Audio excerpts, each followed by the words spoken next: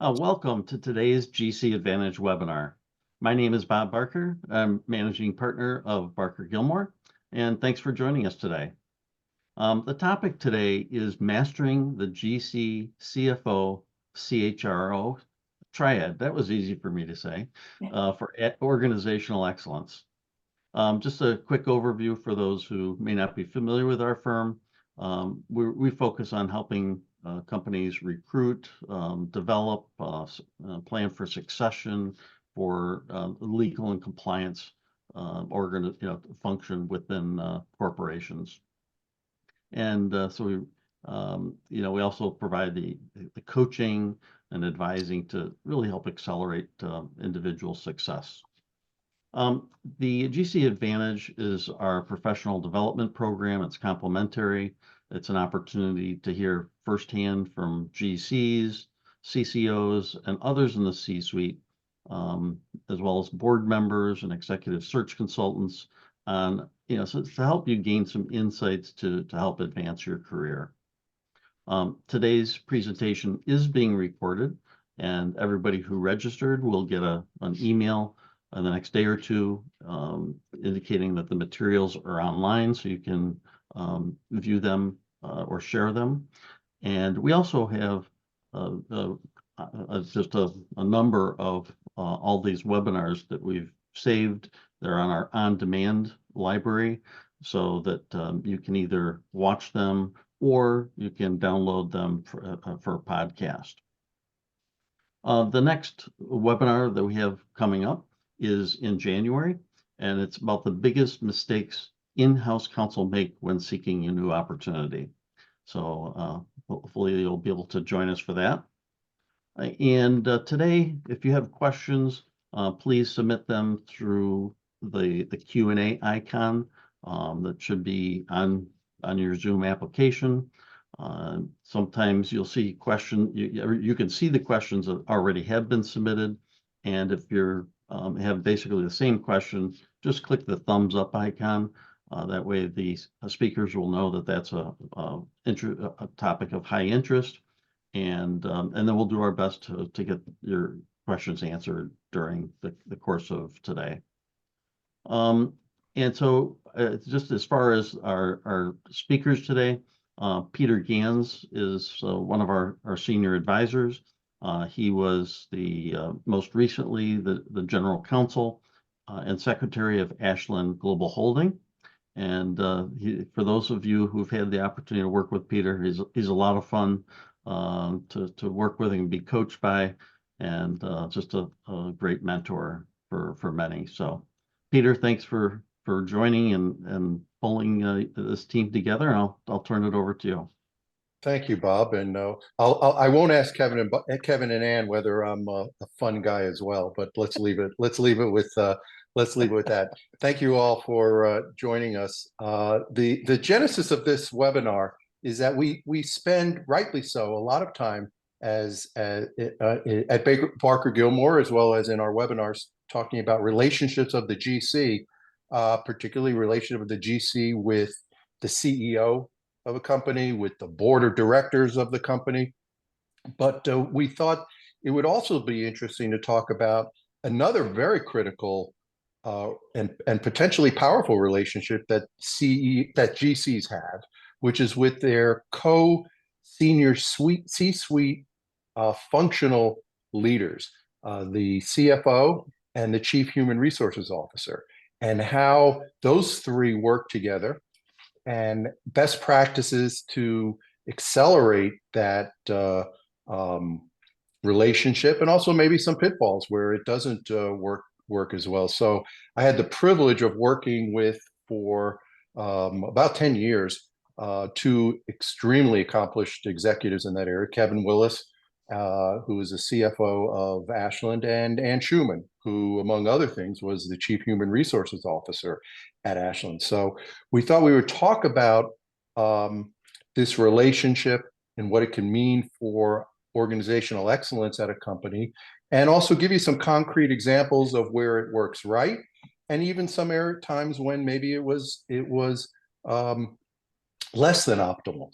And of course, Ann and Kevin not only worked with me, but they had experience with a number of other GCs over time, as I had experience with other CFOs and chief human resources officers. So I'll preface this by saying anything good they say won't be attributed, but it'll be about me. And any negatives perhaps will be about a different GC that they worked with, but I won't ask them for attribution. So with that, let's try to dive in to explore this relationship and how it can be most productive for the organization and those three executives. So I'm not going to ask you whether you think it's important, Anne, because by definition of you being here, I'm going to assume you agree.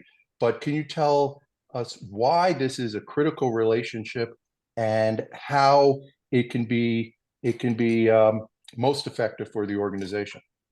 Yeah, so when you step back and you think about supporting the business, between the CHRO, the GC, and the CFO, you pretty much touch everything that supports the business. And if the three of those roles and their teams, it's really important their teams are part of this, if they do that well, then the business gets to focus on the business. So kind of behind the scenes, but very much involved in every aspect of the business. If those three functions are aligned in doing their job in a united front, then the business is more successful. And the other thing is very few company initiatives don't touch all three of those areas. So those three roles, the CFO, the CHRO, and the GC, are kind of have a unique position to jointly touch and be a valuable add to most company initiatives and really to add a powerful perspective. So question is, how do you achieve that? How did you and Kevin and I achieve that? And I was thinking about it and was trying to kind of narrow it down to three themes. And I would say the first theme is alliance. And what I mean by that is creating a united front is absolutely critical. So, coming to Kevin ahead of time, making sure we hash things out, making sure we're on the same page, making sure we've covered all angles of it, that united perspective, that cohesive team approach is really important. And it's also really important in front of the board and in front of the employee population, because if the three of us or our groups came off in a disjointed manner, really reduces the credibility of all three functions. So we're kind of jointly successful together or we fail together. The other thing is, in addition to kind of that united front and that alliance, I would say cross-functional technical know-how. Now, I don't need to be an expert on all GC issues. I don't need to be an expert on all CFO issues, but I need to know enough to understand the issues when I'm in front of the board. Particularly, the board sees an issue holistically. They're not seeing it piecemeal. So they want the whole answer, the comprehensive answer. So you need to know enough to be educated, but at the same time, you also need to know enough to know when you need to ask. So having enough technical knowledge to know what you don't know is just as important as having the technical knowledge to know what you need to know to address all aspects of an issue. And then the third area, so alliance, technical know-how across the functions. And then the third one, which is super important, and we talk about it all the time as company members and corporate executives, is communication, and really over communicate. When in doubt, ask. Make sure legal knows what HR is doing, make sure finance knows what HR is doing, etc. Communicate. I can't stress that enough.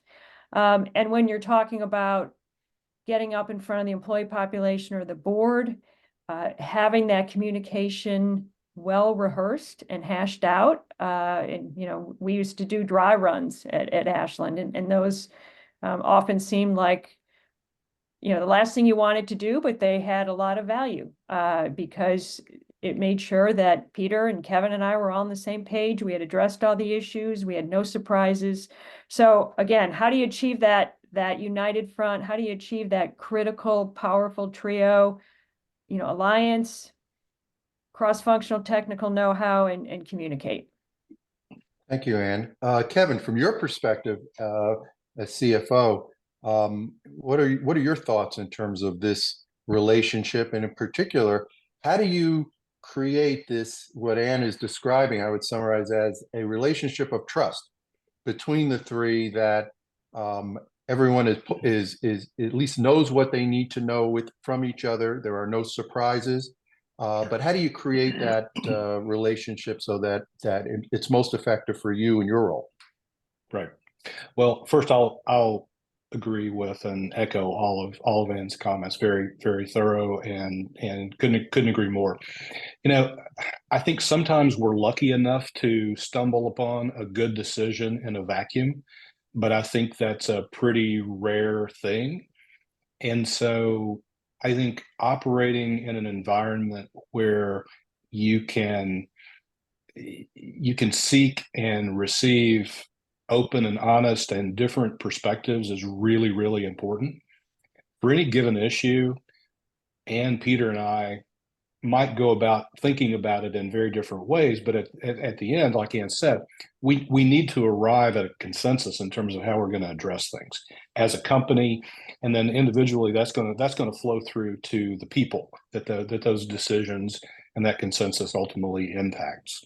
And so, while it's very important, I mean, in my daily work life, that there's no daylight between myself and the CEO, frankly, the GC and the CEO, the CHRO and the CEO, it's also really important that there's no daylight between the three of us. That's really, really critical to being both effective and efficient, and frankly, credible. And so I think another piece that, and Peter, you asked the question, how do you get there? What, you know, for me, I think to arrive at that, you know, circle of trust, if you want to call it that, is transparency is incredibly important. Don't hold back.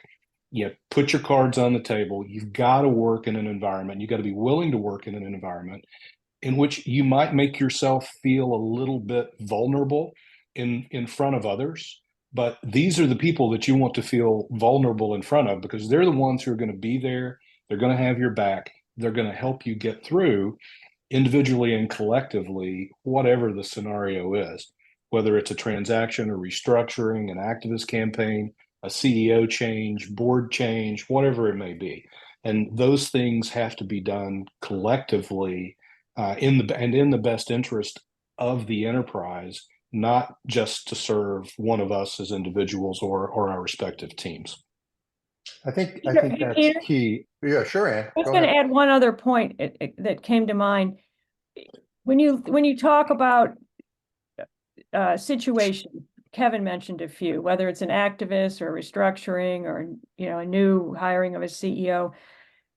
As things get more complicated on the issues we're all dealing with, the lines become pretty blurry. So, you know, what's an HR issue? What's a legal issue? What's a finance issue? It's not clear cut. And if the three groups and the three leaders are not talking, then something will drop through the cracks, because you might assume, well, that's an HR issue, and I might assume that's a legal issue. So that the cross-functional technical knowledge is important, but also just, again, communicating, because it's pretty blurry, and knowing enough that across all those lines is really important, and talking about all the issues to make sure that between the three functions, nothing is dropped. And I think that's key. And I think you and Kevin both used a word of transparency and communication. And you know, that's easy to say, but how do you implement that? And I think one of the things is you have to have a culture of no surprises. You know, we've all seen meetings where somebody says something that takes someone else by surprise, or criticism that they never heard before. I think one of the touchstones of the relationship of trust between these three senior leaders, and they can have different views. I mean, we would have different views on things, not only because of our perspective of coming from it from different angles, but just people differ. But I would hesitate to say that in all the years we worked together, I don't know that there was any time that when we were having a meeting with the CEO or the board or others, I was surprised by something you said. I may not have agreed with it, but it didn't surprise me. And I'd like to say the reverse was true as well. I think that's just so critical. And it's not easy because there's always an incentive for people, not to show their cards. And if you do that, that's how you can have, that's how you can have a problematic relationship. Completely agree. I mean, anybody who comes into any of these scenarios and feels either the need to or justified in throwing the grenade in the middle of the table, as the saying goes, I mean, you're going to take those relationships back multiple steps, and it takes a long, long time to come back from that. And frankly, it's just counterproductive for the individuals and frankly for the enterprise. Fortunately, we never experienced that, but it happens. I mean, it does happen. So, and Peter, I would add too that the relationship between the trio has a domino effect down into our respective organizations. So if the trust and the vulnerability and the ability to openly question and have the debate is apparent with the three leaders, then that drizzles down into the organization in a good way. And it's really important for the three leaders to make sure that their respective teams are really well connected. And whatever behaviors we exemplify, we should expect from our teams across all three functions. Well, how do you do that, Ann? How do we, you've got a finance team and you've got an HR and you also had IT, which is also related to legal. And you have the legal function and the compliance function. How do you get those groups, no matter what we say among the three of us when we're sitting around, a small conference table, how do you actually, are there any key doables that people can actually, who are in the position of either general counsel or chief human resources officer or CFO to create that environment? Everybody says they'd like that environment. How do you do it? So a couple of things come to mind. One is really simple, invite them to the party, invite them to sit at the table. And it doesn't have to be the senior leader table. It's just, pick up the phone and invite, for example, ahead of when I was running HR, we'd invite the lead attorney that did all the labor issues and all the human related issues. Bring that person in early. Let them know what you're thinking. Bring them in as part of the planning process.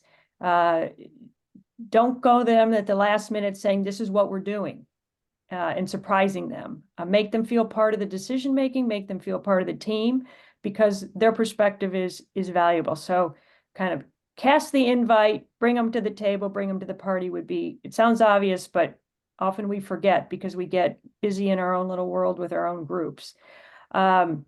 And then another idea that would come to mind is education. You can do that formally, you can have it informally. You can have lunch and learn sessions on topics across the teams. You can, as leaders, when an issue comes up, you can say to one of your team members, go ask so-and-so.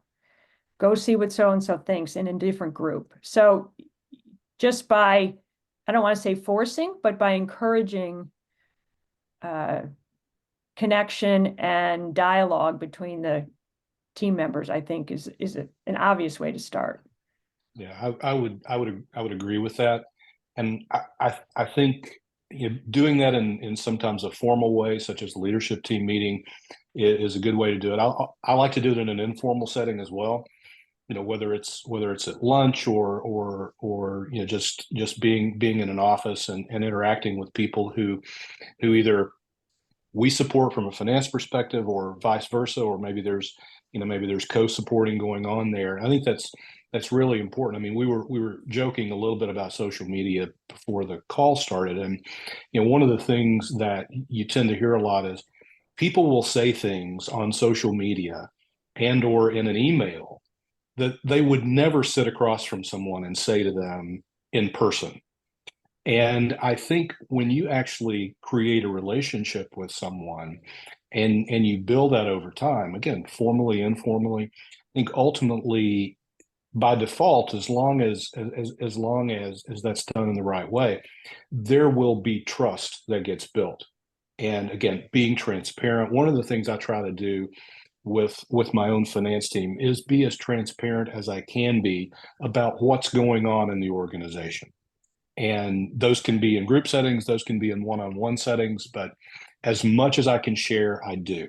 And that builds mutual trust between myself and my team.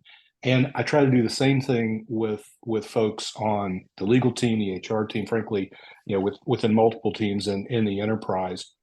And the more open and transparent and honest that I can be with people, they're likely to take that on because they see that as more of an enterprise norm that they feel like they should also be that way. Some people naturally aren't necessarily that way, and that's fine. But I think it's a step at a time. It's a step at a time. Yeah, no, I think that that's exactly right, and it doesn't happen overnight. And you have to create that level of communication, trust, transparency. I mean, when someone says to, someone in the legal department from the finance department or somewhere else, well, I think someone may have stolen a rope. What are we going to do about it? And what they didn't tell you was, and there was a horse attached to the other end. You need to have that relationship, but it doesn't happen only when there's a problem. You can't create it then. You have to create it day to day in your normal communications. And one of the ways I think we did that you both alluded to is cross-functional communication. Yes, we had, lawyers who were part of your teams in terms of communication, and could freely, your groups could work with and have communication. One of the things that I think was important that we did, that I would ask people to think about whether their organizations do, is there a culture where, the senior executives in any of our functions, the general counsel, CFO, CHRO, feel very confident to call directly into their the other organizations. In other words, I always would feel very comfortable talking to the treasurer directly about anything, or Sure. the chief accounting officer about anything. And I think vice versa, where, Kevin, you didn't ask me, you would go right to the lawyer who was dealing with the proxy or whatever else, and you as well. Yeah. That's the kind of relationship you need to encourage. And it doesn't happen sometimes naturally because people keep their cards close to the vest and act sometimes in a silo way, particularly if there's an assumption where, somebody thinks, for me, for example, well, if I talk to the CFO, I better have the general counsel involved. Well, no, you go ahead and talk to the CFO. Don't surprise me about what he Right. said, but don't have a situation where you can't talk directly to the CFO or anyone else in the financial organization. Right. Yeah, I think that's a sign of organizational and individual maturity. I mean, if you have enough, I think, and can build enough self-confidence in your own way. I mean, not only is there no way that I could know everything that's going on, I don't want to. I have a team of people that I know and I've hired and I've worked with and I trust. And frankly, my primary objective is to hire people who are smarter than me, and that's a fairly low bar. So I've got a great team, and I trust them to do the things they need to do and to interact with the people they need to interact with in the organization. And then you said it at the beginning of this, Peter. It's about no surprises, and that's that's my mantra with my people. It's my mantra with the organization. Bad news never gets better over time, and don't surprise me at the end when it's too late to do anything about it. Give me the straight scoop early on, and often if necessary, and we'll deal with it. I mean, if bad news is bad news, it is what it is. We'll just deal with it and we'll move on. Peter, Oh, we've talked. Go ahead, Ann. Go ahead, Ann. another thought came to mind in that the other way you can foster it is, we all do it when we celebrate the wins.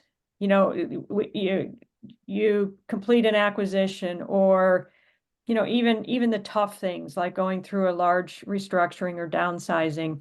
I think we were always conscious and paid attention to when you compliment, when you thank, when you show gratitude. We showed it across teams. It was a team sport. And for example, closing an acquisition, without any doubt, it's people related, it's IT related, it's finance related, there are legal issues. And all those pieces have to move together. And when we would celebrate the completion and the deal was signed, or when we would give out extra bonuses for, huge project work, it was always cross-functional. So that's another, again, sounds very practical, but sometimes we just get so focused on our own team. You have to remember it's team sport and recognize and show gratitude across the lines. Yeah, no, and I think that's all well said. And we've talked now about sort of working among the three and then the organizations. Let's shift a little bit and talk about sort of going upwards and how to some lessons or and some best practices and maybe pitfalls about how do we deal with the CEO and the board. And maybe we'll get into some specific hot button sensitive situations that can arise. But in general, how do you be most effective as the three in dealing with the CEO and the board of directors?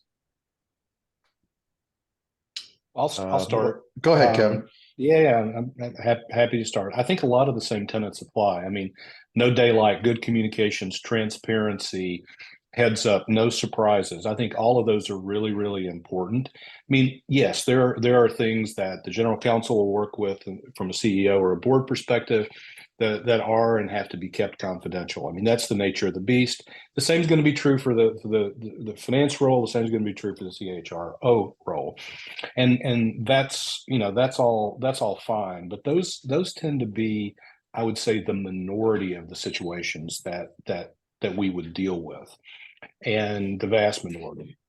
I think the bigger majority is really about, how do we tackle things jointly, and each of our individual interactions with the CEO, and we worked with a few at Ashland. They're different personalities, just like we have different personalities. They have different expectations, and as boards change and morph over time, you'll have the same thing.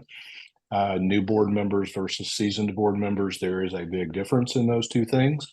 And again, I think that idea of no daylight between us and keeping each other informed very, in a timely way and in a complete way is, I mean, we found that, I think, to be super, super important. And it is today. It still is today. I would add to that, I totally agree with what Kevin is saying. And I would also add to that the sharing of the non-technical stuff. So when I first started dealing with the board, Peter, you already well rehearsed, with the characters on the board, and so Kevin, and you gave me the heads up. It's like, okay, now watch out for this, and so is going to ask you a question on this kind of topic because he always does.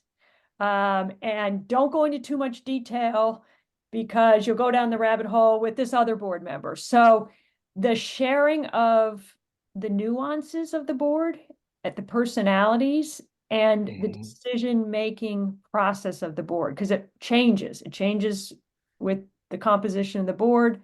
When you get new board members in, others leave.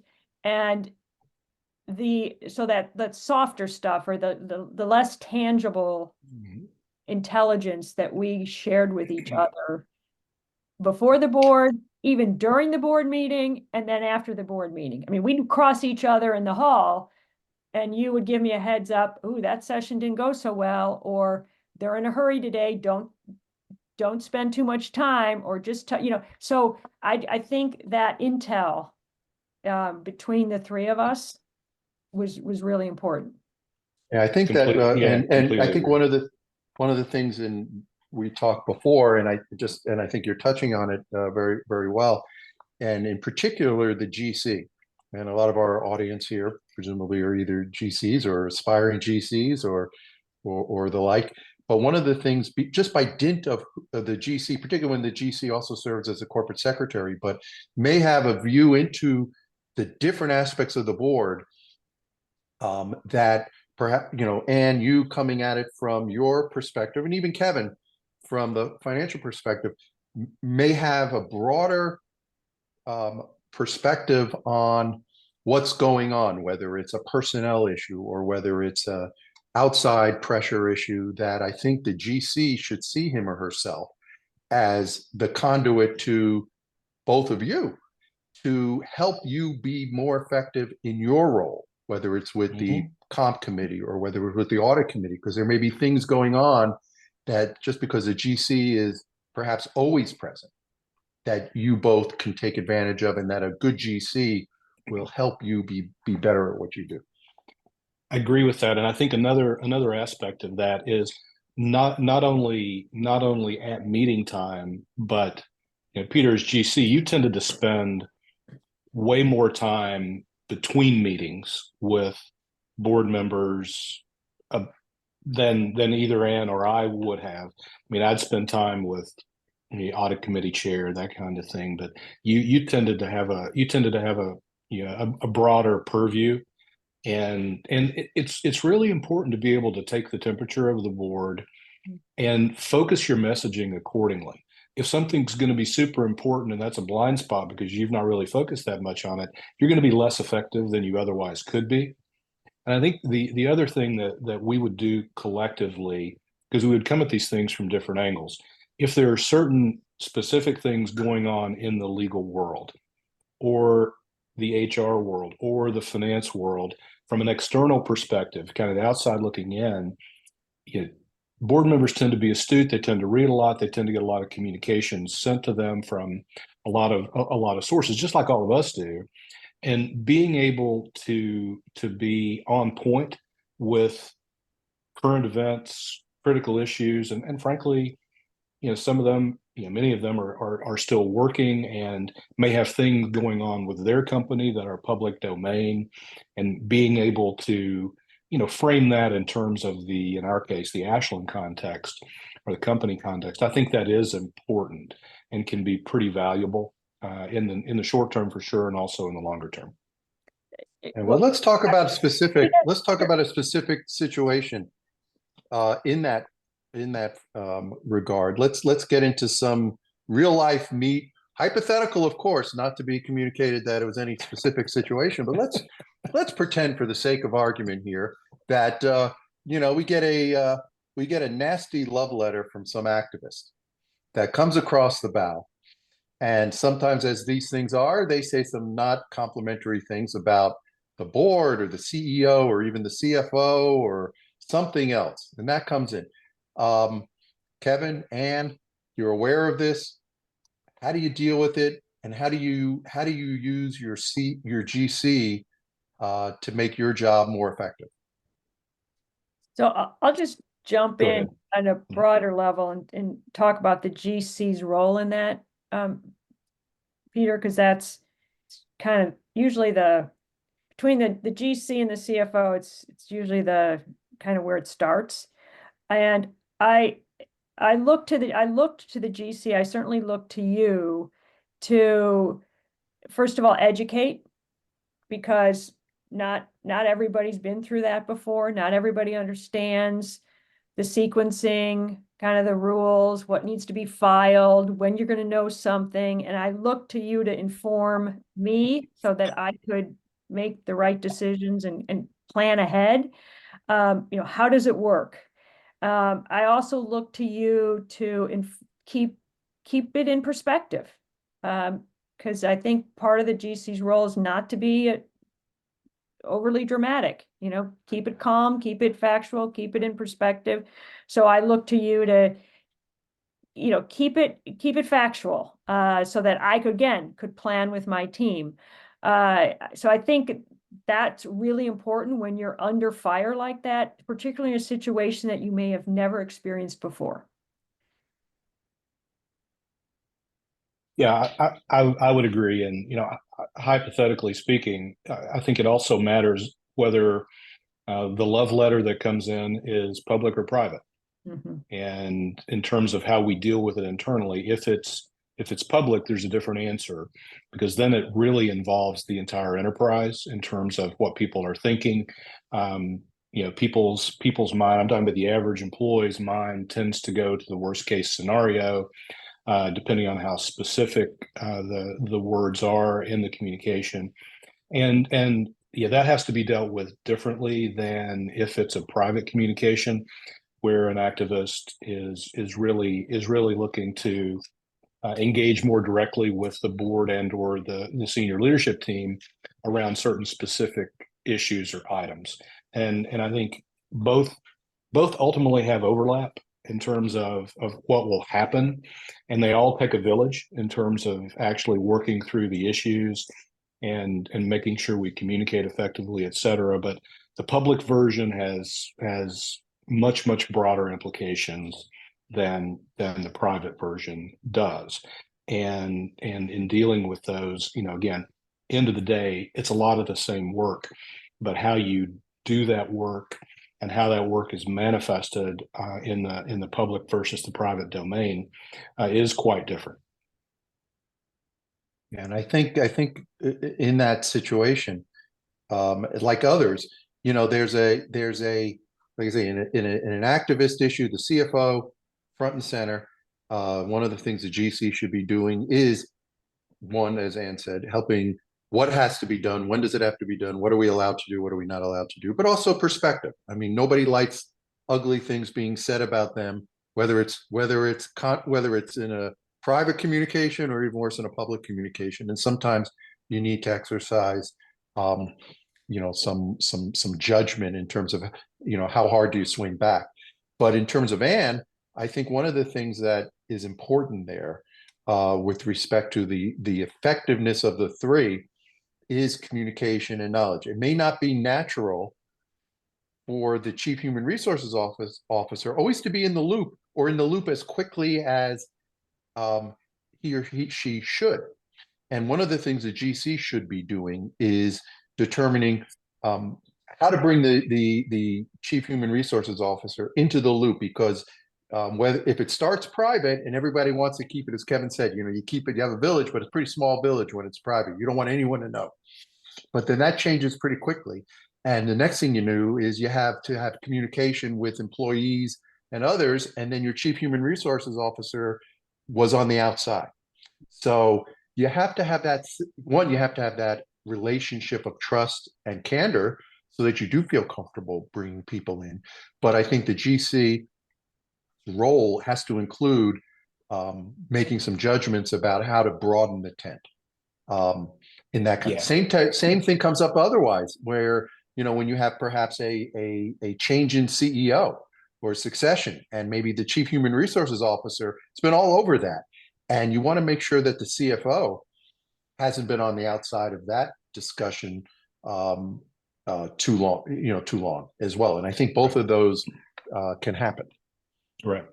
I think also in terms of activism, it's important for this trio to be closely aligned, because in the end, you're dealing with the entire board, but you're also dealing with committees of the board, which would include perhaps audit, would include for sure governance and nominating, and also will likely include the compensation committee, and especially if there's any kind of even a threat of a proxy situation within an activist campaign. It's just really important to be well aligned on these things, so that again everybody understands where you stand and is prepared to be nimble, because time is never your friend in these situations. And trying to rush and get somebody up to speed who's not been under the tent is a problem. So it kind of gets back to some of the earlier comments we made around communicate early and often, be transparent, have an environment where people can say what's on their mind. I guess transparency there, and be prepared to be nimble in these situations, because that is to your advantage. I would add one more thing to that, Kevin, and that is, don't be afraid to be vulnerable. So for example, the first time I experienced it, I obviously had never experienced an activist, situation before. I had totally new ground for me. So you have to kind of put your what am I supposed to know aside, put your ego aside, pick up the phone, call you and Peter and say, okay, explain to me what's going on. Explain to me all the what ifs. What are the possible scenarios that could come down so that I can educate myself, I can be prepared. And I would say the same for the GC. Not every GC's been through one of these, so you have to know when you don't know enough that maybe you need outside help. That you contract with an outside firm that knows who's been through this before. So this goes for all three of our roles, having the confidence in yourself, but also having the trust in the other two to say, hey, I have no idea what I'm doing here. I need some help. I need some education. I need to bring in somebody from the outside, never done this before. So I think that's important in the activist scenario is probably a real one, because not every GC, CFO, CHRO is going to go through that scenario. Yeah, no, and you have to build it. You have to build it as you go. You can't build it in the moment. No question. Let me ask you both another question, which could come up in these, sensitive, disruptive situations or otherwise, but I'm thinking more in that realm. Most GCs these days wear several hats, none unlike others. You all do too, but the hats that GC typically wears is, yes, in charge of the legal function and the advice being given to the organization. Also usually has either the senior role or a senior role within the ethics and compliance role, perhaps in communication.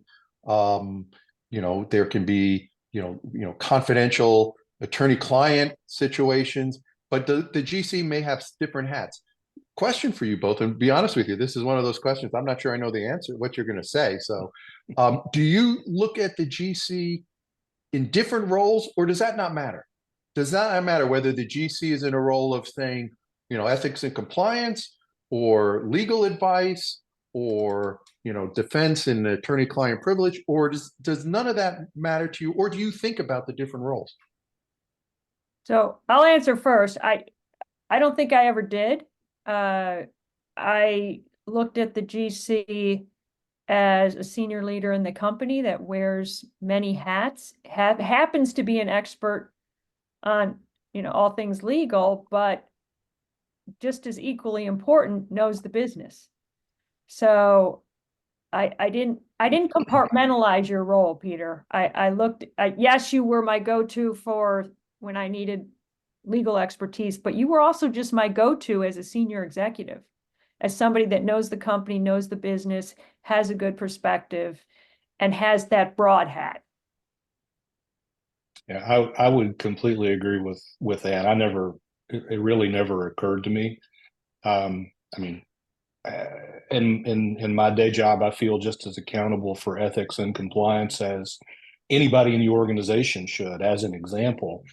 And I think, the way I would turn that around is, if an organization thinks of their GC in a compartmentalized way, either the organization and or the GC of that organization needs to make a pretty big effort to change that, because it is a team sport.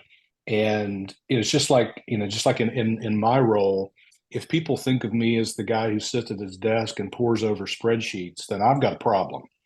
Because number one, I'm not that guy. And number two, if people think that, then I need to change that, because I'm a guy who's helping run the business at a senior level. And just as the GC is, just as the CHRO is, and you said it earlier, between the three of us, outside of commercial and manufacturing, pretty much almost everything reported at Ashland to one of the three of us. And again,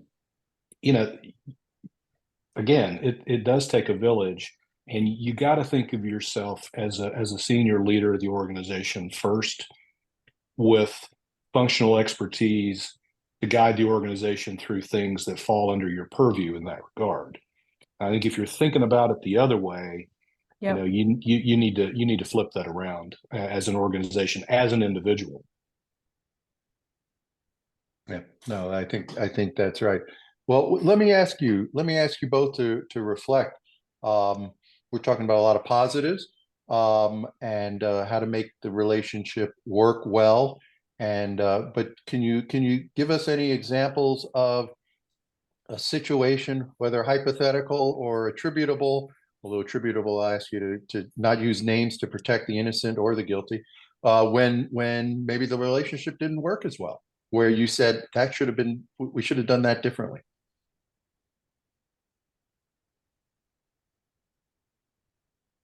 Tough question. Yeah, well, a situation, another company, I wasn't at the same level, but still had, as a functional leader, I had a dependency on the legal group. And I felt it was very, very compartmentalized. Okay, what's your specific question? What do you need a specific advice on? And oftentimes we started joking that just like sometimes HR gets a bad rap about being the no police. Well, this legal group was the no police. No, we can't do that. You're creating this potential liability. No, we can't do that. And it was more like a question and answer. You'd ask, okay, you got the answer. It was not okay, let's work on how we're going to solve that. And I'm going to point out to you some of the potential risks and liabilities, but together, I want to understand enough about what you want to accomplish. I'll educate you on what I know, and together we'll come up with a solution. So I have lived in that world where I don't want to say GC, the legal group were like order takers, but the lines were really dark. It's just no blurring. It was, come to me with your legal question and I'll give you an answer. I call that like the good luck with that business decision you've got. Let me know how it works out for you guys. Yep. Yeah. My scenario, it predates my current role. I was in a different role at Ashland, and the issue was a huge disconnect between someone who was supporting my function from a legal perspective, the way we saw that individual from a competence, work ethic perspective versus how they portrayed themselves to the general counsel at the time. So, Peter, not you. And there was just this disconnect that, we eventually worked through it and came to what I at least thought of as the appropriate answer to that question. But it was tense for a while because there was just, again, this big disconnect between our opinion of this person who was supporting us and the opinion of the general counsel to whom they work for. And so, but again, it worked out. But that's probably my biggest example. What I will say is, in the end, on the things that, at least while I've been in this role, on the things that have quote unquote really mattered, I can't give you an example because there isn't one. Yep. And maybe we're good, maybe we're lucky. I'll take either. I'll take both.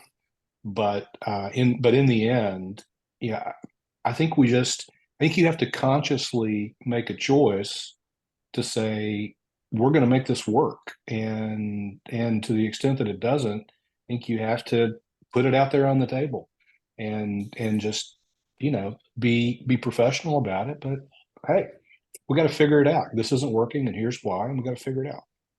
And the reality of it is neither of us, none of us could be successful without the other two. Absolutely. Somewhere there would be a fail.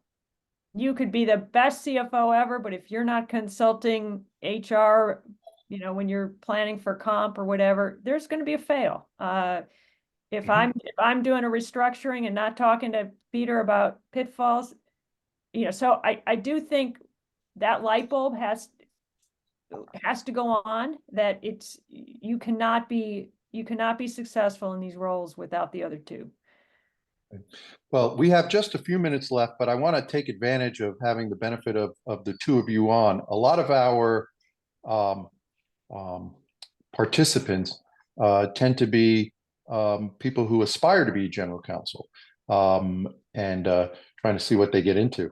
But people in that area are saying, well, how do I become a general? How do I grow to be a general counsel? Given this perspective that Ann, you've had over so many years in your role, and Kevin in yours, any advice, learning in terms of somebody who would like to become a general counsel, is in-house counsel, that things they could do, how they should be perceived within the organization, so that they can be considered to be a general counsel? And in your role, perhaps who's more directly involved, I'll turn it to you first in terms of any thoughts you have on that. So the number one recommendation I would make is know the business. I have seen leaders, whether it's a previous, legal person or a finance person, they come to the table thinking, I'm wearing my legal hat. Ask me a legal question. To really be valuable as you become a GC and you have that seat at the table, you have to be seen as having more value than just your legal expertise. As you said a couple minutes ago, Peter, you need to work to be seen as a leader, a senior leader across the entire company. Then secondly, as a legal expert. So as you're thinking about becoming a GC, start making the connections, start learning the business. Have you been to the plants? Do you sit in on business meetings? Do you understand how the company makes money? Do you understand how manufacturing works? I mean, all of that is important, that you can show and demonstrate that you are a business person first and a legal person second. So that would be my top recommendation. The second one would be an approachable educator. If you're seen as standoffish, intellectual, legal person, not very approachable, people aren't comfortable asking you the dumb question, I think that's going to be a derailer as well. You have to build, and that goes to building trust and building openness. And then the third piece of advice I would give somebody is build your posse. I mean, build your network, have your go-to people. The three of us, we were a posse. We were go-to people, kind of safe harbor people. Start building that so that you have it as you get into situations as a potential or a new GC that you don't know anything about. You can call up the CHRO and go, haven't done this before. Can you tell me how we did it last time? Or can you educate me? So know the business, be approachable educator, and build your network, build your posse. Yeah, thank you. Kevin, any thoughts that you have? Sure. I do agree with all of that. And this gets to maybe finding a posse. I would say you have to be the posse as well. Yep. I mean, you've got to be a trusted resource. You've got to find trusted resources, and you have to ultimately prove to the organization that you're on the same team and you're trying to achieve the same objectives. I think it probably goes without saying, but it's great to be an expert in something, but in the end, as I think Peter would very quickly voice, you also have to be a jack of many trades. You have to know a little about a lot of different things, and you've got to be inquisitive. You've got to ask questions. You've got to be vulnerable. I mean, if you want to think about it that way. I mean, folks in senior positions tend to like to answer questions, not ask questions, because if you're asking questions, it means that you don't know. It's super important to admit when you don't know something, because when you try to act like you do, that's going to come back and bite you. And so it's fine to say, I don't know, but I'll find out. But then find out. And again, knowing the business, super important. I mean, it's it's just there's so many facets to it. People think of themselves as a finance professional, legal professional, HR professional, and then even down into those things, you think of yourself as an accountant or an SEC lawyer or whatever. Well, those are not roles that are going to make you a GC, a CFO, or a CHRO. You can be the best accountant out there, But if you're not also at least somewhat versed in things like treasury and tax and whatever else, you're not going to be the kind of GC that or kind of CFO that you could otherwise be, and you may not get the nod. And I think the same is going to be true, or same is true in the general counsel role. You can be the best SEC lawyer there is, but if you don't know how your business makes money, then you're not going to be a very effective general counsel. Yeah, That's well said. I would add another comment to the posse. Have your outside posse too. Be Completely connected. agree. Have some people to call when the unknown happens or the once in a lifetime happens and you don't know how to handle it. You need outside help. You have a highly technical question. You need your outside posse too. Thank you, and thank you both. And I don't think we have any questions that we haven't addressed during our discussion. And let me just say, we have just a couple of minutes. I want to say my appreciation to both of you being here. You both were not only incredible colleagues, but really trusted friends. And it was a pleasure to work with you for all those years, but also on this webinar. So with that, Bob, let me turn it back to you. Well, also, Peter, thank you for your time, Kevin, and Absolutely. Your insights as people look to, better themselves in their career and their profession. So I really appreciate you taking the time here today. And we do want to always continue to improve this program. So we look forward to getting feedback, or we do send a survey out to those who are attending today. Just ask you to take 1 minute to provide some quick response, which we greatly appreciate. Otherwise, thanks for everybody attending, and we look forward to having you here and join us in the future at one of our GC Advantage webinars. Have a great day.